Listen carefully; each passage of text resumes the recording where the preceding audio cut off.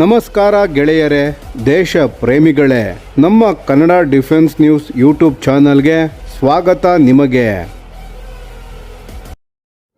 ಭಾರತಕ್ಕೆ 6 ಅತ್ಯಾಧುನಿಕ ಜಲಂತರ್ಗಾಮಿಗಳು, 70,000 ಕೋಟಿಯ ಒಪ್ಪಂದಕ್ಕೆ ಅಂತಿಮ ಹಂತ. ಸ್ನೇಹಿತರೆ, ಭಾರತೀಯ ನೌಕಾಪಡೆಯ ಜಲಂತರ್ಗಾಮಿ ಸಾಮರ್ಥ್ಯವನ್ನು ಮತ್ತಷ್ಟು ಬಲಪಡಿಸುವ ಮಹತ್ವದ ಬೆಳವಣಿಗೆಯೊಂದು ಇದೀಗ ಹೊರಬಂದಿದೆ. ಸುಮಾರು 70,000 ಕೋಟಿ ಮೌಲ್ಯದ ಪ್ರಾಜೆಕ್ಟ್ 75I ಯೋಜನೆಗೆ ಶೀಘ್ರದಲ್ಲೇ ಮಹತ್ವದ ಅನುಮೋದನೆ ಸಿಗುವ ಸಾಧ್ಯತೆ ಇದೆ. ಈ ಯೋಜನೆಯ ಅಡಿ ಭಾರತೀಯ ನೌಕಾಪಡೆಗಾಗಿ 6 ಅತ್ಯಾಧುನಿಕ ಸಾಂಪ್ರದಾಯಿಕ ಜಲಂತರ್ಗಾಮಿಗಳನ್ನು ನಿರ್ಮಿಸಲಾಗುತ್ತದೆ. ಈ ಜಲಂತರ್ಗಾಮಿಗಳನ್ನು ಭಾರತದಲ್ಲಿಯೇ ನಿರ್ಮಿಸುವುದು ಯೋಜನೆಯ ಪ್ರಮುಖ ಉದ್ದೇಶ. ಇದಕ್ಕಾಗಿ ಮುಂಬೈನ ಮಸ್ಗಾಂವ್ ಡಾಕ್ ಶಿಪ್ ಬಿಲ್ಡರ್ಸ್ ಲಿಮಿಟೆಡ್ ಅಂದರೆ MDL ಸಂಸ್ಥೆ, ಜರ್ಮನಿಯ ಥೈಸನ್ ಗ್ರೂಪ್ ಮೆರೈನ್ ಸಿಸ್ಟಮ್ ಅಂದರೆ TKMS ಸಂಸ್ಥೆಯ ಜೊತೆಗೂಡಿ ಕೆಲಸ ಮಾಡುವ ನಿರೀಕ್ಷೆ ಇದೆ. ಇದು ಕೇವಲ 6 ಜಲಂತರ್ಗಾಮಿಗಳನ್ನು ಖರೀದಿಸುವ ಯೋಜನೆಯಲ್ಲ. ಭಾರತದಲ್ಲೇ ಜಲಂತರ್ಗಾಮಿಗಳ ನಿರ್ಮಾಣ, ನಿರ್ವಹಣೆ, ತಾಂತ್ರಿಕ ಸುಧಾರಣೆ ಮತ್ತು ಮುಂದಿನ ದಿನಗಳಲ್ಲಿ ಸ್ವಂತ ವಿನ್ಯಾಸ ಸಾಮರ್ಥ್ಯವನ್ನು ಬೆಳೆಸುವ ದೊಡ್ಡ ಪ್ರಯತ್ನವಾಗಿದೆ. ಹಾಗಾದರೆ ಈ ಯೋಜನೆ ಏಕೆ ಇಷ್ಟು ಮಹತ್ವದ್ದು? ಅದನ್ನು ಈಗ ಸಂಪೂರ್ಣವಾಗಿ ನೋಡೋಣ ಬನ್ನಿ. ಪ್ರಾಜೆಕ್ಟ್ 75I ಎಂದರೇನು? ಭಾರತೀಯ ನೌಕಾಪಡೆಯ ಸಾಂಪ್ರದಾಯಿಕ ಜಲಂತರ್ಗಾಮಿ ಪಡೆಯನ್ನು ಬಲಪಡಿಸುವ ಉದ್ದೇಶದಿಂದ ಪ್ರಾಜೆಕ್ಟ್ 75I ಯೋಜನೆಯನ್ನು ರೂಪಿಸಲಾಗಿದೆ. ಈ ಯೋಜನೆಯ ಅಡಿ ಒಟ್ಟು 6 ಹೊಸ ಜಲಂತರ್ಗಾಮಿಗಳನ್ನು ನಿರ್ಮಿಸಲಾಗುತ್ತದೆ. ಈ ಜಲಂತರ್ಗಾಮಿಗಳು ಸಾಮಾನ್ಯ ಡೀಸೆಲ್ ಎಲೆಕ್ಟ್ರಿಕ್ ಜಲಂತರ್ಗಾಮಿಗಳಿಗಿಂತ ಹೆಚ್ಚಿನ ಸಮಯ ನೀರಿನೊಳಗೆ ಕಾರ್ಯನಿರ್ವಹಿಸಲು ಸಾಧ್ಯವಾಗುವ ಏರ್ ಇಂಡಿಪೆಂಡೆಂಟ್ ಪ್ರೊಪಲ್ಷನ್ ಅಂದರೆ AIP ತಂತ್ರಜ್ಞಾನವನ್ನು ಹೊಂದಿರುವ ನಿರೀಕ್ಷೆ ಇದೆ. ಸರಳವಾಗಿ ಹೇಳುವುದಾದರೆ, ಸಾಮಾನ್ಯ ಡೀಸೆಲ್ ಎಲೆಕ್ಟ್ರಿಕ್ ಜಲಂತರ್ಗಾಮಿ ತನ್ನ ಬ್ಯಾಟರಿಗಳನ್ನು ಚಾರ್ಜ್ ಮಾಡಲು ನಿರ್ದಿಷ್ಟ ಸಮಯದ ನಂತರ ನೀರಿನ ಮೇಲ್ಮೈಗೆ ಅಥವಾ ಅದರ ಸಮೀಪಕ್ಕೆ ಬರಬೇಕಾಗುತ್ತದೆ. ಆದರೆ AIP ತಂತ್ರಜ್ಞಾನದಿಂದ ಜಲಂತರ್ಗಾಮಿ ಹೆಚ್ಚು ಸಮಯ ನೀರಿನ ಒಳಗೆ ಅಡಗಿಕೊಂಡೇ ಕಾರ್ಯನಿರ್ವಹಿಸಲು ಸಾಧ್ಯವಾಗುತ್ತದೆ. ಇದರಿಂದ ಶತ್ರು ಪಡೆಗಳಿಗೆ ಅದನ್ನು ಪತ್ತೆ ಹಚ್ಚುವುದು ಇನ್ನಷ್ಟು ಕಷ್ಟವಾಗಬಹುದು. ಒಪ್ಪಂದ ಈಗ ಯಾವ ಹಂತದಲ್ಲಿದೆ? ಪ್ರಾಜೆಕ್ಟ್ 75I ಯೋಜನೆ ಹಲವು ವರ್ಷಗಳಿಂದ ವಿಳಂಬವಾಗುತ್ತಲೇ ಬಂದಿದೆ.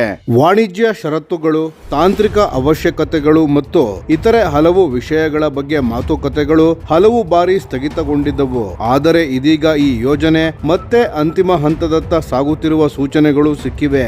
ಮೂಲಗಳ ಪ್ರಕಾರ ಈ ಪ್ರಸ್ತಾವನೆ ಶೀಘ್ರದಲ್ಲೇ ಕ್ಯಾಬಿನೆಟ್ ಕಮಿಟಿ ಆನ್ ಸೆಕ್ಯೂರಿಟಿ ಅಂದರೆ ದೇಶದ ಪ್ರಮುಖ ಭದ್ರತಾ ನಿರ್ಧಾರಗಳನ್ನು ಕೈಗೊಳ್ಳುವ CCS ಮುಂದೆ ಬರಬಹುದಾಗಿದೆ. CCS ಅನುಮೋದನೆ ದೊರೆತರೆ ಮುಂದಿನ ಹಂತದಲ್ಲಿ ಒಪ್ಪಂದಕ್ಕೆ ಸಹಿ ಹಾಕುವ ಪ್ರಕ್ರಿಯೆ ಆರಂಭವಾಗಬಹುದು. ಅದರ ನಂತರ ನಿಜವಾದ ನಿರ್ಮಾಣ ಕಾರ್ಯಕ್ಕೆ ದಾರಿ ತೆರೆಯುತ್ತದೆ. ಜರ್ಮನಿಯ TKMS ಸಂಸ್ಥೆಯ ಜೊತೆ ಭಾರತದ ಸಹಭಾಗಿತ್ವ. ಈ ಯೋಜನೆಯಲ್ಲಿ ಜರ್ಮನಿಯ TKMS ಸಂಸ್ಥೆ ಪ್ರಮುಖ ಪಾತ್ರ ವಹಿಸುತ್ತಿದೆ. ಭಾರತದಲ್ಲಿ ತನ್ನ ದೀರ್ಘಕಾಲೀನ ರಕ್ಷಣಾ ಕೈಗಾರಿಕಾ ನೆಲೆಯನ್ನು ಬಲಪಡಿಸುವ ನಿಟ್ಟಿನಲ್ಲಿ TKMS ಸಂಸ್ಥೆ ಈಗಾಗಲೇ ಭಾರತೀಯ ಸಂಸ್ಥೆಗಳ ಜೊತೆ ಹಲವು ಸಹಭಾಗಿತ್ವಗಳನ್ನು ರೂಪಿಸುತ್ತಿವೆ. ಅದರ ಪ್ರಮುಖ ಉದಾಹರಣೆ ಎಂದರೆ ಹೈದರಾಬಾದ್ನ VEM ಟೆಕ್ನಾಲಜೀಸ್ ಜೊತೆ ಮಾಡಿಕೊಂಡಿರುವ ಒಪ್ಪಂದ. ಇದರ ಮೂಲಕ ಭಾರಿ ತೂಕದ ಟಾರ್ಪೆಡೋಗಳ ಅಭಿವೃದ್ಧಿ, ನಿರ್ಮಾಣ, ಸಂಯೋಜನೆ ಮತ್ತು ಮುಂದಿನ ದಿನಗಳಲ್ಲಿ ಅವುಗಳ ಆಧುನೀಕರಣದ ಕ್ಷೇತ್ರದಲ್ಲಿ ಸಹಕಾರಕ್ಕೆ ಅವಕಾಶ ಸಿಗಲಿದೆ. TKMS ನ ಅಂಗಸಂಸ್ಥೆಯಾದ ಅಟ್ಲಾಸ್ ಎಲೆಕ್ಟ್ರಾನಿಕ್ ಕೂಡ ಈ ಕ್ಷೇತ್ರದಲ್ಲಿ ಭಾಗಿಯಾಗಲಿದೆ. ಭಾರತದ ಭಾಗದಲ್ಲಿ VEM ಟೆಕ್ನಾಲಜೀಸ್ ಸಂಯೋಜನೆ ಮತ್ತು ಪರೀಕ್ಷೆಯಂತಹ ಕಾರ್ಯಗಳಲ್ಲಿ ಪ್ರಮುಖ ಪಾತ್ರ ವಹಿಸಲಿವೆ. ಮುಂದೆ ಈ ಸಹಭಾಗಿತ್ವವು ತಂತ್ರಜ್ಞಾನಗಳ ವರ್ಗಾವಣೆ ಮತ್ತು ಭಾರತದಲ್ಲೇ ಟಾರ್ಪೆಡೋಗಳ ನಿರ್ಮಾಣಕ್ಕೆ ಸಹಕಾರ ನೀಡುವ ಮಟ್ಟಕ್ಕೆ ವಿಸ್ತರಿಸುವ ಸಾಧ್ಯತೆ ಇದೆ. ಇನ್ನಷ್ಟು ಭಾರತೀಯ ಸಂಸ್ಥೆಗಳ ಜೊತೆ TKMS ಸಹಭಾಗಿತ್ವ. TKMS ಕೇವಲ ಟಾರ್ಪೆಡೋಗಳ ಕ್ಷೇತ್ರದಲ್ಲಷ್ಟೇ ಭಾರತದಲ್ಲಿ ತನ್ನ ಸಹಭಾಗಿತ್ವವನ್ನು ವಿಸ್ತರಿಸುತ್ತಿಲ್ಲ. ಮುಂಬೈನ CFF ಫ್ಲೂಯಿಡ್ ಕಂಟ್ರೋಲ್ ಸಂಸ್ಥೆಯ ಜೊತೆಗೂಡಿ ಆಂಟಿ ಸಬ್ಮೆರಿನ್ ವಾರ್ಫೇರ್ ವ್ಯವಸ್ಥೆಗಳ ಕ್ಷೇತ್ರದಲ್ಲಿ ಸಹಕಾರವನ್ನು ರೂಪಿಸಿದೆ. ಇದರ ಜೊತೆಗೆ ಭಾರತದ ಇತರ ಸಂಸ್ಥೆಗಳ ಜೊತೆಗೂ ಸಹಭಾಗಿತ್ವ ಬೆಳೆಸುವ ಪ್ರಯತ್ನ ನಡೆಸುತ್ತಿದೆ. ಇದರಲ್ಲಿ ಭಾರತದ DRDO ಅಂದರೆ defence research and development organisation ಕೂಡ ಪ್ರಮುಖ ಸಂಸ್ಥೆಯಾಗುವ ಸಾಧ್ಯತೆ ಇದೆ. ಇದರ ಅರ್ಥ ಏನೆಂದರೆ, ಭಾರತಕ್ಕೆ ಕೇವಲ ಜಲಂತರ್ಗಾಮಿಗಳನ್ನು ನಿರ್ಮಿಸುವ ಸಾಮರ್ಥ್ಯ ಮಾತ್ರವಲ್ಲದೆ ಅವುಗಳಲ್ಲಿ ಬಳಸುವ ಶಸ್ತ್ರಾಸ್ತ್ರಗಳು, ಸಂವೇದಕಗಳು, ಯುದ್ಧ ವ್ಯವಸ್ಥೆಗಳು ಮತ್ತು ಇತರ ಉಪಕರಣಗಳ ದೇಶೀಯ ಕೈಗಾರಿಕಾ ಸಾಮರ್ಥ್ಯವನ್ನು ಬೆಳೆಸುವ ಅವಕಾಶ ಸಿಗುತ್ತದೆ. ಭಾರತಕ್ಕೆ ಈ ಒಪ್ಪಂದದ ನಿಜವಾದ ಗುರಿ ಏನು? ಇಲ್ಲೊಂದು ಪ್ರಮುಖ ವಿಷಯವನ್ನು ಅರ್ಥ ಮಾಡಿಕೊಳ್ಳಬೇಕು. ಭಾರತದ ಗುರಿ ಕೇವಲ 6 ಜಲಾಂತರ್ಗಾಮಿಗಳನ್ನು ಪಡೆದುಕೊಳ್ಳುವುದಲ್ಲ. ಅದರ ಹಿಂದೆ ಇನ್ನೂ ದೊಡ್ಡ ಉದ್ದೇಶವಿದೆ. ಜಲಾಂತರ್ಗಾಮಿಗಳನ್ನು ಭಾರತದಲ್ಲೇ ನಿರ್ಮಿಸುವುದು, ಅವುಗಳ ನಿರ್ವಹಣೆ ಮಾಡುವುದು, ಅಗತ್ಯವಿದ್ದಾಗ ಆಧುನೀಕರಣಗೊಳಿಸುವುದು ಮತ್ತು ಮುಖ್ಯವಾಗಿ ಅವುಗಳ ತಂತ್ರಜ್ಞಾನವನ್ನು ಭಾರತೀಯ ಕೈಗಾರಿಕೆಗಳು ಅರ್ಥ ಮಾಡಿಕೊಳ್ಳುವಂತೆ ಮಾಡುವುದು. ಇದರ ಮೂಲಕ ಮುಂದಿನ ದಿನಗಳಲ್ಲಿ ಭಾರತವು ಸ್ವಂತವಾಗಿ ಇನ್ನಷ್ಟು ಅತ್ಯಾಧುನಿಕ ಜಲಾಂತರ್ಗಾಮಿಗಳನ್ನು ವಿನ್ಯಾಸಗೊಳಿಸುವ ಮತ್ತು ನಿರ್ಮಿಸುವ ಸಾಮರ್ಥ್ಯವನ್ನು ಪಡೆಯಬೇಕು. ಅಂದರೆ ಹೊರಗಿನಿಂದ ತಂತ್ರಜ್ಞಾನಗಳನ್ನು ತಂದು ಭಾರತದಲ್ಲಿ ಕೇವಲ ಭಾಗಗಳನ್ನು ಜೋಡಿಸುವುದಕ್ಕಿಂತ ಮುಂದೆ ಹೋಗಿ ಆ ತಂತ್ರಜ್ಞಾನವನ್ನು ದೇಶೀಯವಾಗಿ ಅಳವಡಿಸಿಕೊಂಡು ಮುಂದಿನ ಹಂತದಲ್ಲಿ ಅದನ್ನು ಮತ್ತಷ್ಟು ಅಭಿವೃದ್ಧಿಪಡಿಸುವುದು ಪ್ರಮುಖ ಗುರಿಯಾಗಿದೆ. ಈ ಜಲಾಂತರ್ಗಾಮಿಗಳಲ್ಲಿ ಯಾವ ಸಾಮರ್ಥ್ಯಗಳಿರಬಹುದು? ಪ್ರಾಜೆಕ್ಟ್ 70I ಅಡಿಯಲ್ಲಿ ನಿರ್ಮಾಣವಾಗಲಿರುವ ಜಲಾಂತರ್ಗಾಮಿಗಳಲ್ಲಿ ಅತ್ಯಾಧುನಿಕ ತಂತ್ರಜ್ಞಾನಗಳನ್ನು ಅಳವಡಿಸುವ ನಿರೀಕ್ಷೆ ಇದೆ. ಅವುಗಳಲ್ಲಿ ಮುಖ್ಯವಾಗಿ AIP ವ್ಯವಸ್ಥೆ, ಇದರ ಜೊತೆಗೆ ಅತ್ಯಾಧುನಿಕ ಸೆನ್ಸಾರ್ಸ್, ಟಾರ್ಪೆಡೋಸ್, ಮಿಸೈಲ್ಸ್ ಮತ್ತು ಎಲೆಕ್ಟ್ರಾನಿಕ್ ವಾರ್ಫೇರ್ ವ್ಯವಸ್ಥೆಗಳಂತಹ ಸಾಮರ್ಥ್ಯಗಳು ಇರಬಹುದು. ಇವು ಜಲಾಂತರ್ಗಾಮಿಗಳಿಗೆ ಶತ್ರು ನೌಕೆಗಳು ಮತ್ತು ಇತರ ಸಮುದ್ರ ಗುರಿಗಳನ್ನು ಪತ್ತೆ ಹಚ್ಚಲು, ಅವುಗಳ ಚಲನವಲನವನ್ನು ಗಮನಿಸಲು ಮತ್ತು ಅಗತ್ಯವಿದ್ದಾಗ ದಾಳಿ ನಡೆಸಲು ನೆರವಾಗುತ್ತದೆ. ಆದರೆ ಈ ಎಲ್ಲಾ ತಂತ್ರಜ್ಞಾನಗಳ ನಿಜವಾದ ಸಾಮರ್ಥ್ಯ ಮತ್ತು ಅಂತಿಮ ಸಂರಚನೆಯ ಒಪ್ಪಂದದ ಅಂತಿಮ ಷರತ್ತುಗಳು ಮತ್ತು ತಾಂತ್ರಿಕ ನಿರ್ಧಾರಗಳ ಮೇಲೆ ಅವಲಂಬಿತವಾಗಿರುತ್ತದೆ.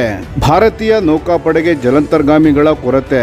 ಸ್ನೇಹಿತರೆ, ಈ ಯೋಜನೆಗೆ ಇಷ್ಟು ಮಹತ್ವ ನೀಡಲು ಮತ್ತೊಂದು ಪ್ರಮುಖ ಕಾರಣವೆಂದರೆ ಭಾರತೀಯ ನೌಕಾಪಡೆಯ ಸಾಂಪ್ರದಾಯಿಕ ಜಲಾಂತರ್ಗಾಮಿ ಪಡೆಯಲ್ಲಿರುವ ಕೊರತೆ.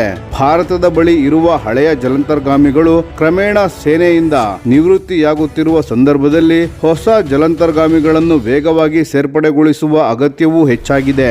ಹೊಸ 6 ಜಲಾಂತರ್ಗಾಮಿಗಳು ಭಾರತೀಯ ನೌಕಾಪಡೆಗೆ ಹೆಚ್ಚು ಸಮಯ ನೀರಿನೊಳಗೆ ಕಾರ್ಯನಿರ್ವಹಿಸುವ ಸಾಮರ್ಥ್ಯ, ಉತ್ತಮ ಗುಪ್ತ ಸಂಚಾರ, ಮೇಲ್ವಿಚಾರಣೆ ಮತ್ತು ದಾಳಿ ಸಾಮರ್ಥ್ಯವನ್ನು ನೀಡಬಹುದು. ವಿಶೇಷವಾಗಿ ಹಿಂದೂ ಮಹಾಸಾಗರ ಪ್ರದೇಶದಲ್ಲಿ ದೀರ್ಘಕಾಲದ ಗಸ್ತು ಕಾರ್ಯಾಚರಣೆಗಳಿಗೆ ಇದು ಬಹಳ ಉಪಯುಕ್ತವಾಗಬಹುದು. ಚೀನಾದ ಜಲಾಂತರ್ಗಾಮಿ ಚಟುವಟಿಕೆಗಳು ಹೆಚ್ಚುತ್ತಿವೆ. ಇದರ ನಡುವೆ ಹಿಂದೂ ಮಹಾಸಾಗರ ಪ್ರದೇಶದಲ್ಲಿ ಚೀನಾದ ಜಲಾಂತರ್ಗಾಮಿ ಚಟುವಟಿಕೆಗಳ ಬಗ್ಗೆ ಭಾರತ ನಿರಂತರವಾಗಿ ಗಮನ ಹರಿಸುತ್ತಿದೆ. ಇಂತಹ ಪರಿಸ್ಥಿತಿಯಲ್ಲಿ ಸಮುದ್ರದ ಆಳದಲ್ಲಿ ದೀರ್ಘಕಾಲ ಅಡಗಿಕೊಂಡು ಕಾರ್ಯನಿರ್ವಹಿಸಬಲ್ಲ ಅತ್ಯಾಧುನಿಕ ಜಲಾಂತರ್ಗಾಮಿಗಳು ಭಾರತದ ಸಮುದ್ರ ಭದ್ರತೆಗೆ ಪ್ರಮುಖ ಆಸ್ತಿಯಾಗಬಹುದು. ಇವುಗಳನ್ನು ಸಮುದ್ರದ ಪ್ರಮುಖ ಪ್ರದೇಶಗಳಲ್ಲಿ ಗಸ್ತು, ಮೇಲ್ವಿಚಾರಣೆ ಮತ್ತು ಅಗತ್ಯವಿದ್ದಾಗ ಸಮುದ್ರ ನಿರ್ಬಂಧದಂತಹ ಕಾರ್ಯಾಚರಣೆಗಳಿಗೆ ಬಳಸಬಹುದು. ಭಾರತದ ಕಲ್ವರಿ ಕ್ಲಾಸ್ನ ಅನುಭವ. ಭಾರತ ಈಗಾಗಲೇ ಜಲಾಂತರ್ಗಾಮಿ ನಿರ್ಮಾಣ ಕ್ಷೇತ್ರದಲ್ಲಿ ಮಹತ್ವದ ಅನುಭವವನ್ನು ಪಡೆದುಕೊಂಡಿದೆ. ಮುಂಬೈನ ಮಸ್ಗಾಂವ್ ಡಾಕ್ ಶಿಪ್ ಬಿಲ್ಡರ್ಸ್ ಫ್ರಾನ್ಸ್ನ ಸಹಕಾರದೊಂದಿಗೆ 6 ಕಲ್ವರಿ ಕ್ಲಾಸ್ ಜಲಾಂತರ್ಗಾಮಿಗಳನ್ನು ನಿರ್ಮಿಸಿದೆ. ಈ ಸರಣಿಯ ಮೊದಲ ಜಲಾಂತರ್ಗಾಮಿ 2017ರಲ್ಲಿ ಭಾರತೀಯ ನೌಕಾಪಡೆಯಲ್ಲಿ ಸೇರ್ಪಡೆಯಾಯಿತು. ಈ ಸರಣಿಯ ಕೊನೆಯ ಜಲಾಂತರ್ಗಾಮಿಯಾದ INS ವಾಕ್ಷಿರ್ ಅನ್ನು 2025ರ ಜನವರಿಯಲ್ಲಿ ಭಾರತೀಯ ನೌಕಾಪಡೆಗೆ ಸೇರ್ಪಡೆಗೊಳಿಸಲಾಯಿತು. ಹೀಗಾಗಿ ಪ್ರಾಜೆಕ್ಟ್ 75I ಮೂಲಕ ಭಾರತ ತನ್ನ ಜಲಾಂತರ್ಗಾಮಿ ನಿರ್ಮಾಣ ಸಾಮರ್ಥ್ಯವನ್ನು ಇನ್ನಷ್ಟು ಮುಂದಿನ ಹಂತಕ್ಕೆ ಕೊಂಡೊಯ್ಯಲು ಪ್ರಯತ್ನಿಸುತ್ತಿದೆ. ಜರ್ಮನಿಯ ಜೊತೆಗಿನ ಹಳೆಯ ಸಂಬಂಧ ಮತ್ತೆ ಹೊಸ ರೂಪದಲ್ಲಿ. ಭಾರತ ಮತ್ತು ಜರ್ಮನಿಯ ಜಲಾಂತರ್ಗಾಮಿ ಸಹಕಾರ ಹೊಸದೇನಲ್ಲ.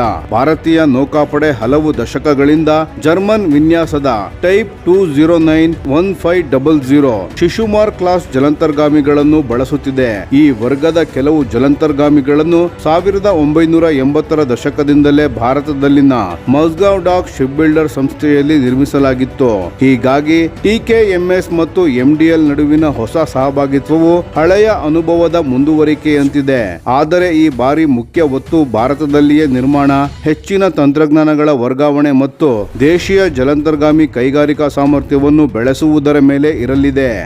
ಈಗ ಎಲ್ಲರ ಗಮನ ಕ್ಯಾಬಿನೆಟ್ ಕಮಿಟಿ ಆನ್ ಸೆಕ್ಯೂರಿಟಿ ಅಂದರೆ CCS ನೀಡಲಿರುವ ಅನುಮೋದನೆಯತ್ತ ಹೆಚ್ಚಿದೆ. CCS ಅನುಮೋದನೆ ನೀಡಿದರೆ ಮುಂದಿನ ಹಂತದಲ್ಲಿ ಒಪ್ಪಂದಕ್ಕೆ ಸಹಿ ಹಾಕುವ ಪ್ರಕ್ರಿಯೆ ಆರಂಭವಾಗಬಹುದು. ಅದಾದ ನಂತರ ಭಾರತ ಸರ್ಕಾರ, ಮಸ್ಗಾಂವ್ ಡಾಕ್ ಶಿಪ್ ಬಿಲ್ಡರ್ ಸಂಸ್ಥೆ ಮತ್ತು TKMS ಕಂಪನಿಯ ನಡುವೆ ಯಾರು ಯಾವ ಕೆಲಸ ಮಾಡಬೇಕು, ಎಷ್ಟು ಪ್ರಮಾಣದ ನಿರ್ಮಾಣ ಭಾರತದಲ್ಲೇ ನಡೆಯಬೇಕು, ತಂತ್ರಜ್ಞಾನಗಳು ಎಷ್ಟರ ಮಟ್ಟಿಗೆ ವರ್ಗಾವಣೆಯಾಗಬೇಕು, ನಿರ್ಮಾಣಕ್ಕೆ ಎಷ್ಟು ಸಮಯ ಬೇಕು ಬೇಕು ಮತ್ತು ಭವಿಷ್ಯದ ನಿರ್ವಹಣೆ ಮತ್ತು ಆಧುನೀಕರಣ ಹೇಗೆ ನಡೆಯಬೇಕು ಎಂಬುದನ್ನು ಅಂತಿಮಗೊಳಿಸಲಾಗುತ್ತದೆ. ಒಟ್ಟಿನಲ್ಲಿ ಪ್ರಾಜೆಕ್ಟ್ 75I ಭಾರತದ ನೌಕಾಪಡೆಗೆ ಕೇವಲ 6 ಹೊಸ ಜಲಾಂತರ್ಗಾಮಿಗಳನ್ನು ನೀಡುವ ಯೋಜನೆಯಲ್ಲ. ಇದು ಭಾರತದ ಅಂಡರ್ ವಾಟರ್ ವಾರ್ಫೇರ್ ಸಾಮರ್ಥ್ಯವನ್ನು ಬಲಪಡಿಸುವುದರ ಜೊತೆಗೆ ದೇಶೀಯ ರಕ್ಷಣಾ ಕೈಗಾರಿಕೆಗೆ ಹೊಸ ತಂತ್ರಜ್ಞಾನ, ಹೊಸ ಉತ್ಪಾದನಾ ಸಾಮರ್ಥ್ಯ ಮತ್ತು ದೀರ್ಘಕಾಲೀನ ಸ್ವಾವಲಂಬನೆಯ ಅವಕಾಶವನ್ನು ನೀಡುವ ಯೋಜನೆಯಾಗಿದೆ. ಸುಮಾರು 70,000 ಕೋಟಿ ಮೌಲ್ಯದ ಈ ಯೋಜನೆ ಅಂತಿಮ ಅನುಮೋದನೆ ಪಡೆದು ಕಾರ್ಯರೂಪಕ್ಕೆ ಬಂದರೆ ಭಾರತೀಯ ನೌಕಾಪಡೆಯ ಜಲಾಂತರ್ಗಾಮಿ ಸಾಮರ್ಥ್ಯಕ್ಕೆ ಇದು ಮಹತ್ವದ ಬಲವರ್ಧನೆಯಾಗಬಹುದು. ವಿಶೇಷವಾಗಿ AIP ತಂತ್ರಜ್ಞಾನ, ದೀರ್ಘಕಾಲ ನೀರಿನೊಳಗೆ ಕಾರ್ಯನಿರ್ವಹಿಸುವ ಸಾಮರ್ಥ್ಯ, ಅತ್ಯಾಧುನಿಕ ಸೆನ್ಸಾರ್ಸ್, ಟಾರ್ಪೆಡೋಸ್, ಮಿಸೈಲ್ಸ್ ಮತ್ತು ಎಲೆಕ್ಟ್ರಾನಿಕ್ ವಾರ್ಫೇರ್ ವ್ಯವಸ್ಥೆಗಳೊಂದಿಗೆ ಈ ಜಲಾಂತರ್ಗಾಮಿಗಳು ಭವಿಷ್ಯದ ಸಮುದ್ರ ಯುದ್ಧದಲ್ಲಿ ಭಾರತದ ಸಾಮರ್ಥ್ಯವನ್ನು ಮತ್ತಷ್ಟು ಹೆಚ್ಚಿಸುವ ನಿರೀಕ್ಷೆ ಇದೆ. ಭಾರತದಲ್ಲಿ ನಿರ್ಮಾಣವಾಗುವ ಈ 6 ಜಲಾಂತರ್ಗಾಮಿಗಳು ಕೇವಲ ಯುದ್ಧ ನೌಕೆಗಳಾಗಿರದೆ ಭವಿಷ್ಯದಲ್ಲಿ ಭಾರತವೇ ಆಧುನಿಕ ಜಲಾಂತರ್ಗಾಮಿಗಳನ್ನು ವಿನ್ಯಾಸಗೊಳಿಸಿ ನಿರ್ಮಿಸುವ ದಿಕ್ಕಿನಲ್ಲಿ ಒಂದು ಪ್ರಮುಖ ಹೆಜ್ಜೆಯಾಗಬಹುದು.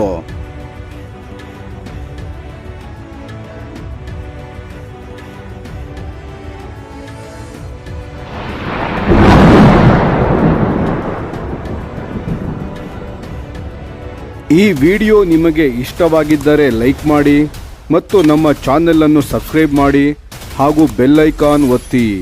ಯಾವ ಅಪ್ಡೇಟ್ಗೂ ಮಿಸ್ ಆಗಬೇಡಿ. ಡಿಫೆನ್ಸ್ ಸುದ್ದಿಗಳನ್ನು ತ್ವರಿತವಾಗಿ ಪಡೆಯಿರಿ. ನಿಮ್ಮ ಬೆಂಬಲವೇ ನಮ್ಮ ಶಕ್ತಿ. ಭಾರತ ಬಲಿಷ್ಠವಾಗಲಿ ಎಂದು ಆಶಿಸುತ್ತಾ ಭಾರತ ಮಾತೆಗೆ ಜೈ.